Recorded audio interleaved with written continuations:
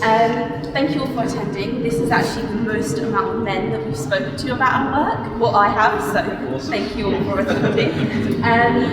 So Women's Budget Group, we talk about the economy. When we talk about the economy, there's two types of economy that people talk about. There's one that you see in the TV, you see on the TV and in newspapers, and that's an economy that's based around GDP, investments, savings, businesses. It's a very kind of male version of what an economy is. But what Women's Budget Group do is talk about the real economy, the crux of what makes an economy, and that's people. So I'm going to put out a few facts. So 67% of adults who are statutory homeless are women. So these are women who fled abuse, have children, turn up at the council, and they're given temporary accommodation, which is basically a bed and breakfast, and some women stay there for over 6 years. Homeless households and temporary accommodation increased by 48% to 60,000 from 2010 to 2017. A disproportionate amount of these women are single mothers, again who are often fleeing violence and abuse. 1.4 million people aged 65 and over, so that's 1 in 7 in England, have unmet care needs. So this is an increase of 50% in the last 10 years. And women are disproportionately affected because they're often the women that need care because they live longer, so they need social care. They're often looking after somebody who is in need of social care or reliant on social care, so that's their parents. And they often work in social care.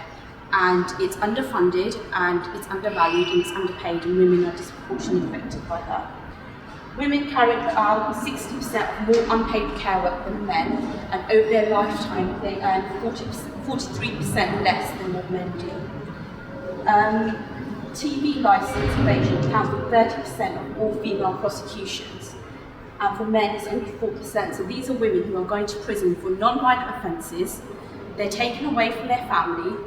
Often they have children, so their children are uprooted. They lose their housing because if you go to prison, you don't need, a lot of these women are in social housing, so you don't need social housing. So they lose their housing. So they're put in prison, often for 6 months or up to a year for a non-violent offence because they're too poor to pay their TV licence. So you're only put in prison when you can't, so not having a TV licence isn't a criminal offence, but when you can't pay it, that becomes a criminal offence. So it's rooted in inequality and poverty, and women are disproportionately more in poverty than men are.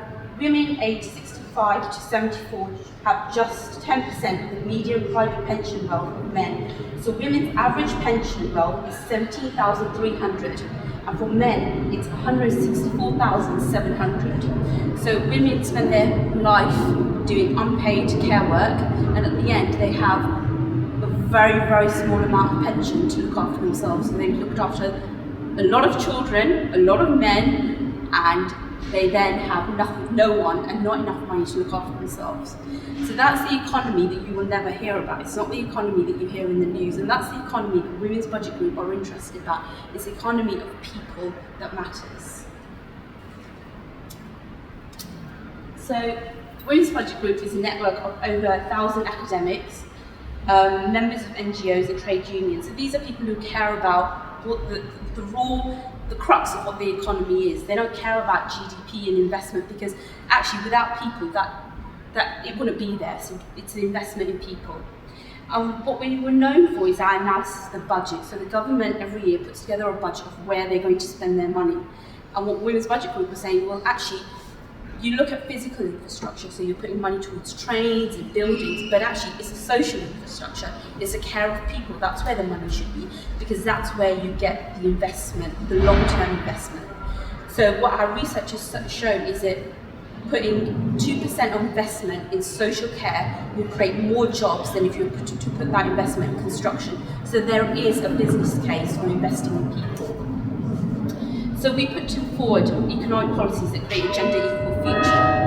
And what we're really saying is that when we speak to people who are in power, who are making decisions, we're saying because you haven't lived these experiences, you can't apply them. So we need to have better representation of people who are in power, who have all kinds of experiences. So they're thinking of marginalised groups, And often women are not represented in these spaces, so therefore economic policies just do not think of them. And what we do is we build the capacity of women's groups to participate in economic debate. So there's a lot of women's organisations who do amazing frontline work around sexual abuse, domestic abuse. They don't have a lot of money and they don't have a lot of time and they lack the resources. So essentially the work that they're doing is working within a broken system to try and make women's lives better. But what Women's Budget Group do is carry out that analysis for them and provide them with that analysis so they can go to their local government and say, this isn't working, here is the evidence. So we're really creating a space for them to do that and hopefully bring about change. So we scrutinise government economic policy from a gender perspective. And that's not to say we don't care about men and we just care about women. It's looking at, actually, if you have a society where it's all about men and you're ignoring women and the invisible and important work that they do around caring for people, that's not an equal society. But it also doesn't make men very happy when they're spending all their time just providing a financial support to their family, but where they want to be with their family, they want to be part of raising their kids. And we need to create an economy that actually looks at that. It's a progressive economy. So that's the kind of work that we're doing. So what is wrong with economic policies? So difference between women and men's roles and experiences, behaviours and relationships. So we're understanding the issues that women face on a very deep level. It's not just looking at women as a whole, it's taking an intersectional approach. So it's looking at women from different communities, marginalised women from BME communities, so black and ethnic minority communities. What are their experiences? Because they're not often represented in places of power as well. So how can we try and bring them into the conversation? And economic policies at the moment do not do this. And we understand that policies will impact differently on women and men. And we provide data and analysis to show the government exactly how that impact is. And these facts that I've told you, that's the impact of bad economic policy that hasn't been thought through.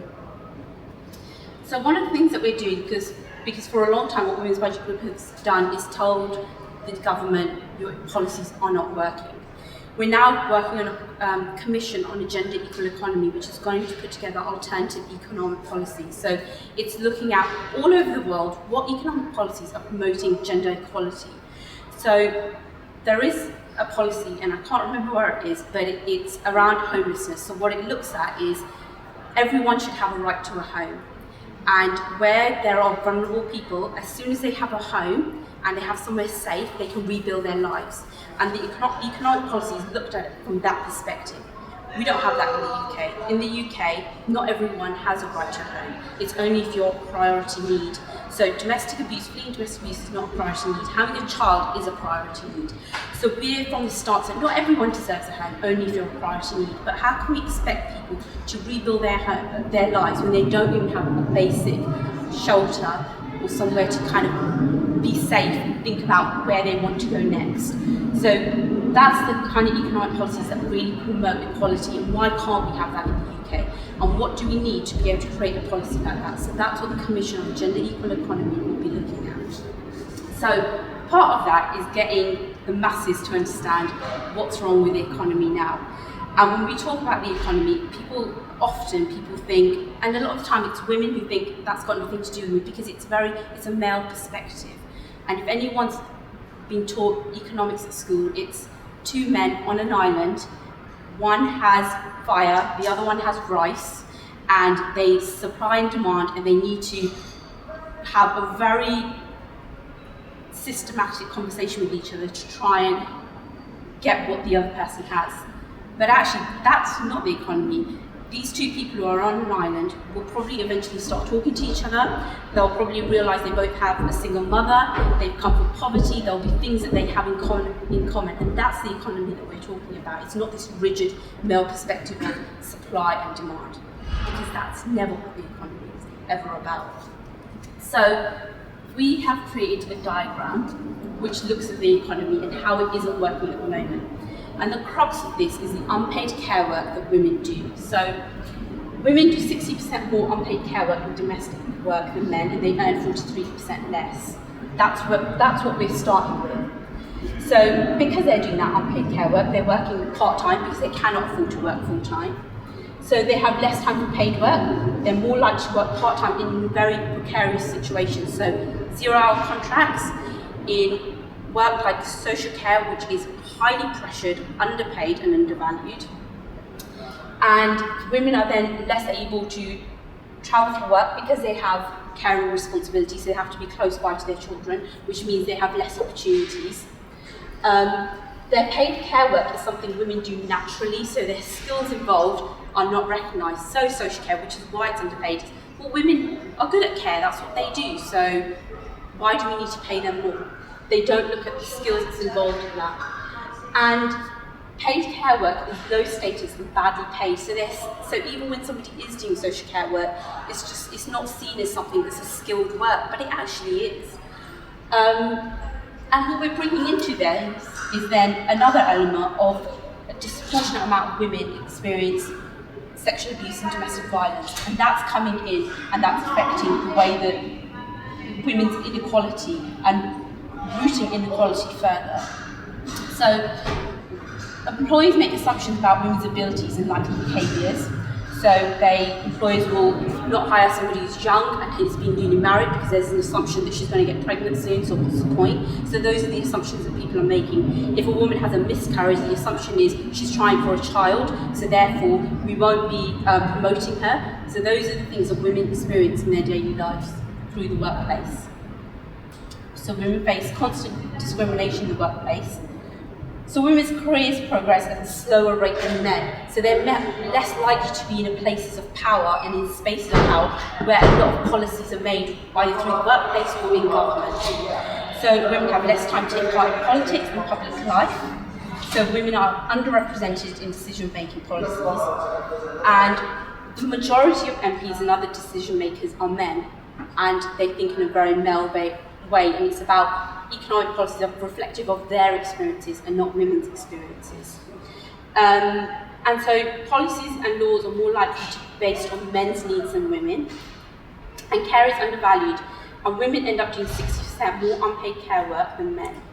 And inequalities based on gender intersect with other qualities like class, age, sexuality, and this means that inequalities take different forms and are more severe for women than others. So that's kind of what we're dealing with when we talk about the economy, and it's really kind of visual about the systematic inequality that women experience. And the Commission on Gender Equal Economy is really looking at how the economy doesn't work, but also looking at we can do things differently, we can create an economy that works for women. So that's the work of Women's Budget Group. There is another reason why I'm doing this presentation, because what we would like is ideally some organisations who are really good at design work to provide us with some support. So either a discounted rate or some pro bono work, because what we want to do with this image is we want to dissect certain aspects of this image to showcase what parts of the economy aren't working. So what we'd like is a moving infographic that explains the spiral, like I have done, that we can then promote on social media. So if there's anybody who can provide us with some pro bono work or at a discounted rate to do this, that would be great. You talk about Any questions that anyone has? Yes. So, is your position that low paid work should just be better paid, or should it be that men do more of the care work, or should it be moving to some kind of economy that isn't so reliant just on cash? I think it's a little bit of all of that. It's about, there's two types of care work. So there's unpaid care work, which women do a disproportionate amount of, and there's care work, which women do a disproportionate amount. Both of those are undervalued, and both of those have never been part of the economy, and they've never been thought through as part of the economy. So a lot of the work that we do is kind of opening this space for women and policymakers and people in power to think more about what the economy is than just GDP, because that's not working. The economy isn't working at the moment. So it is about valuing care work, and the more you value care work, the more likeliness you're going to bring men and women into the fold. But at the moment, because you don't value it, you don't talk about it, there's not an open dialogue. women are just silently doing this work. They're the invisible women that are just doing the work. So that's kind of, it needs to be talked about, it needs to stop being valued. That's our kind of position. I have a question. Are you succeeding? Are you seeing change, or is it more of a massive uphill struggle right now? The change we see is when we talk to local organisations. So for example, we did, and you may have seen this report, we did a report which looked at housing. So housing is unaffordable for women in every English region. So unaffordable housing is defined by if it takes over a third of your income. So for women, they need 12 times their income to be able to buy a house, and for men it's just 8 times. So when we put that report out, we spoke to Coventry Council and we said, well actually this is where we're starting from. Women cannot afford housing. So when you then look at women who've experienced domestic abuse, have been trafficked, who've been in prison, it's even worse for them. And it really, that statistic and that analysis that we've done had never really been carried out before, because there's not a lot of organisations that do analysis specifically on the gendered impact of the economy. And the council saw that and thought, right, we need to start allocating spaces for women. So creating spaces that are just for women who are fleeing abuse and domestic violence. So it's opening up conversations, getting people to think about the wider issue around the economy. So that's the kind of work that we do. So we have a real impact on a local level. And the work that we're doing with the government is a lot slower than that. So yeah. Okay. And are you working with other organisations like you guys out there? Your passion and comes through so strongly. I just wonder, are there others that share that passion and the same sort of vision that you've got? Absolutely. I think there's a lot of organisations who understand that the economy isn't working. They may look at it from a different perspective, not from a gender perspective. But with the work that we do, so for example, we have a project which is working with the Coventry Partnership. So that's 5 organisations who work on issues around women, so sexual violence, domestic abuse, trafficked women, provide legal aid to women, which has been heavily cut, and provide training for women, so English courses, IT courses. And we work with those 5 organisations, and what these 5 organisations do is tell us what those issues are on the front line. So the housing report came through dialogue that we had with them, because what they were saying is, one of the issues is we can't support women unless they have a safe house to go to, and we're not finding that for women. So housing is a real issue.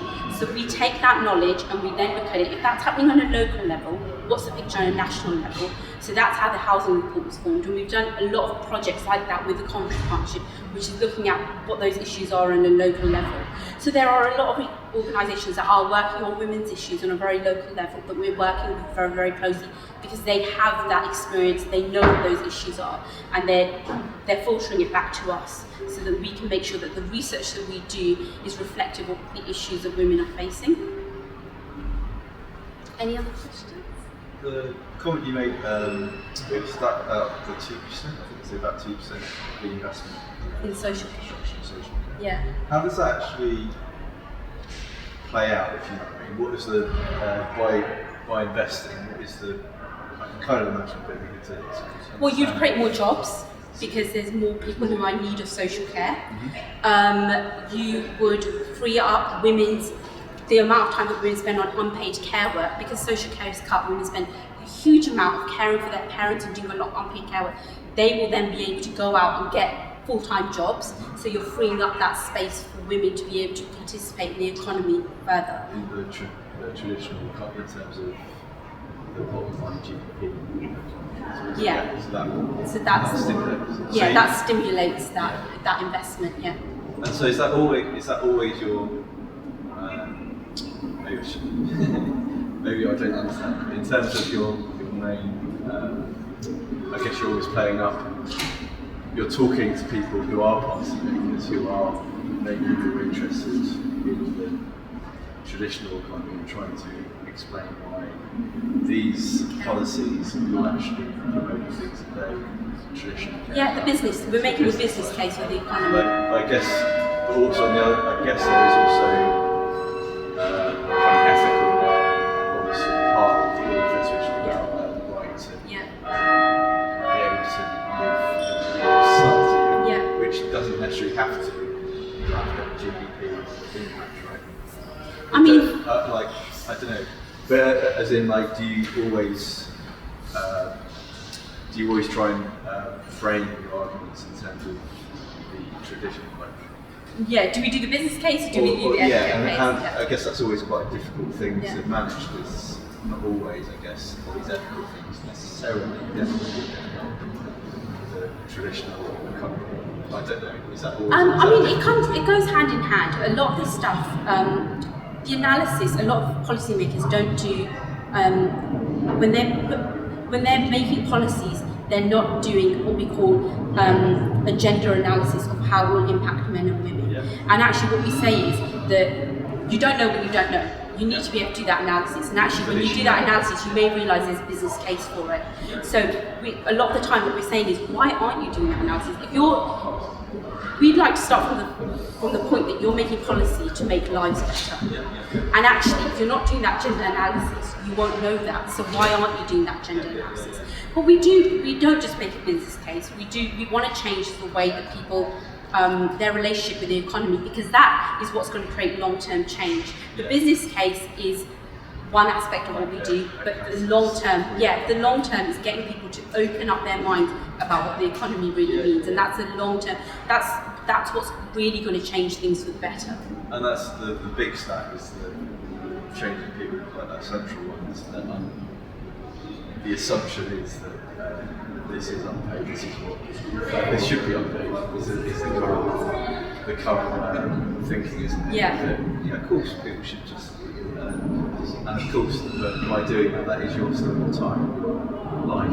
I mean, even if that's unpaid care work, why are women doing a disproportionate amount? Why have we created an economy? Because also, I'm sure that there's plenty of men when they're sitting at work thinking, I want to be at home with my children. Yeah. You know, there's this assumption that a man is there just to provide a financial need, which, I mean, that's not true. You know, every one of us has feelings, every one of us works, you know, from a perspective of how we feel and emotionally. And so what we're trying to say is that that's not working, and actually men would like to be back in the home as well. So why can't we make, if there is unpaid care work, why can't it be done by men and women equally, which will free up women's time but also allow men to be with their children. Yeah, if they want to. If they want to. Yeah, exactly. Yeah. Rather than This assumption that women are going to do it. to actually take that. I've had a lot of discussions. Yeah. Often about is just the sort of male take on that potentially is like I don't. There's pressure that comes with the roles that are given by society. Well, there's also, you know, a lot of the time. Sides, Yeah, but also a lot of the time when women are looking at, for example, maternity leave, you know, you can share leave. So, but a lot of the time it's an economic decision, because if women are paid less, they're more likely to say, okay, well, I'm paid less than you, so I'll stay at home. Because you're paid more, you will go out. So the policies that are creating are almost forcing women to do unpaid care work, when actually, if women were paid better, they'd probably say, actually, I'd like to go to work, and why don't you spend 6 months at home, you know? So it's creating policies that allow women to have a choice as well, and allow families to have a choice. Any other questions? I got one. Yeah. How do you think the UK is doing on all these issues compared to other countries? So it's because I know with the Gates Foundation, or Melinda Gates announced last year she's investing $1.5 billion around the world in these issues, agreeing exactly what you're saying in terms of raising women's issues up because of this economy imbalance. Yeah. I mean, I'm sure there's countries that are far worse than us.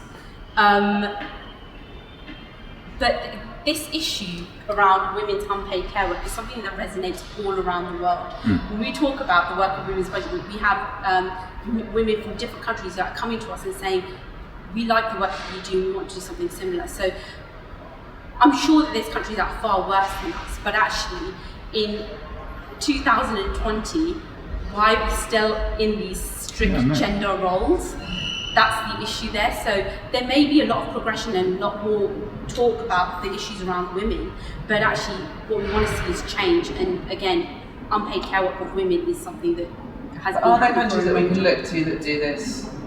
They do this kind of better. Like Sweden has more. Yeah, I mean, but then you see in government they have more women's representation. So where you're seeing women in spaces of power, you're seeing that women's lives are better. So here in the UK, that's just not happening. You look at CEOs on boards, a lot of them are men, and the women are always a lot lower down. I worked in publishing before I came here. Women are all in the lower jobs and the men at the top. And that's what we're used to seeing. So women need to be getting into those spaces for women's lives to be better, and that's what we're kind of advocating for. And in countries where that happens, you have better environment for women. How long has your organisation been going for? We've been going for the last 30 years, and a lot of the work that we did was just analysing the budget and looking at how does this benefit women and why does it benefit women. But in the last couple of years, we've been doing a lot more work than that because we've had so many organisations, especially local organisations, say, can you do analysis of this? Can you do analysis of that? So our work has kind of expanded because there's a need for it. Thank you very much. Great.